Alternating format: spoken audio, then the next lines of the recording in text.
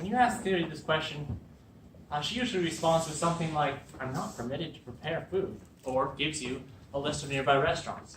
But what if Siri actually could make you a sandwich? This is the promise of artificial intelligence, a technology which is poised to disrupt not just the sandwich industry, but every job sector across America. As a computer information systems major, I enjoy researching topics like this, and I have found that artificial intelligence is something everyone in this room needs to know about. In a few years, we will all be entering the job market, and you and I will be competing with artificial intelligence for our jobs. Today, we will define artificial intelligence, explore some real-world examples of this technology, and look at its impacts on the job market. Artificial intelligence, commonly known as AI, is any computer program which can, to some degree, make its own decisions. AI today exists in our labs as artificial neural networks. To understand what these are and how they work, I'd like to draw an analogy with athletes. Many kids start soccer when they're 3 years old. Soccer games with these kids mostly look like a cute little herd of children following the ball around the field. Then there are professional athletes who train for years to be the best of the best. They deliver results, win games, and make huge sums of money. Siri and Alexa are like cute little baby AI. These baby AI will not be taking our jobs anytime soon. However, the cutting-edge neural networks in our labs right now are like professional athletes.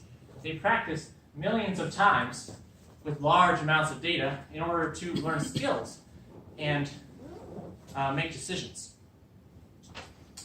An artificial neural network is software specifically written to mimic the neocortex of the human brain. When correctly trained, this software can learn much faster than a human because electronic circuits function roughly 1 million times faster than the neurons in our brains. The end result is that AI can make informed decisions and perform specific tasks in a knowledge area.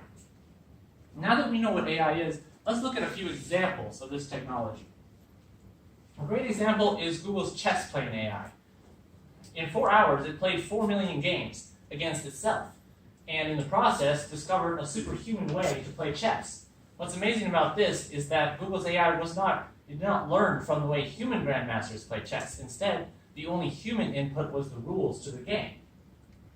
Its strategy surprised even the best chess players in the world. In the words of Danish chess grandmaster Peter Nielsen, the aliens came and showed us how to play chess. Another great example is self-driving cars. Many self-driving cars are driven by AI. Google's AIs have driven billions of miles in simulations and millions of miles on real-life roads. They are now so good at it that the California DMV has cleared them to operate on state roads without a safety driver. Self-driving technology has already been applied to semi-trucks and has the potential to disrupt the entire trucking industry. At this point, you may be thinking, truck drivers are blue-collar workers, but I am going to college, so AI can't take my job. But as it turns out, AI is not like a steam engine or a tractor. It doesn't just replace low-end jobs, it automates them across every job sector. Nearly every doctor today who performs diagnoses based on symptoms, test results, or imaging can be replaced in some degree by an AI. Star Trek tricorders are now a reality. Case in point, in 2017, a team led by Stanford professor and Silicon Valley entrepreneur Sebastian Thrun trained an artificial neural network on more than 100,000 images of skin cancer. They compared the diagnosis of their AI to the diagnosis of 21 board-certified dermatologists. In every case, they found that the AI performed as well as its highly educated human counterparts. In the same year, global management consulting firm McKinsey Global conducted a study on the potential of AI to automate in the U.S. economy. Here across this slide, we have a list of activities. Most jobs in the U.S. today are a combination of some of these activities.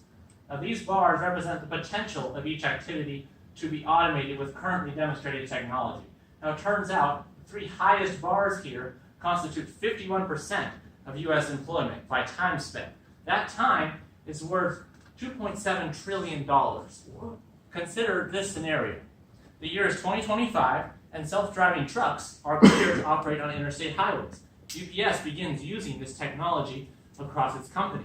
In order to stay competitive, DHL, FedEx, and USPS are required to also adopt this technology. In a short span of time, 3.5 million truck drivers are unemployed. So will AI take our jobs? The answer is yes. But now that you all know a little more about AI and its impacts on the job market, you are better prepared to be those who are gainfully employed in the future. Thank you very much.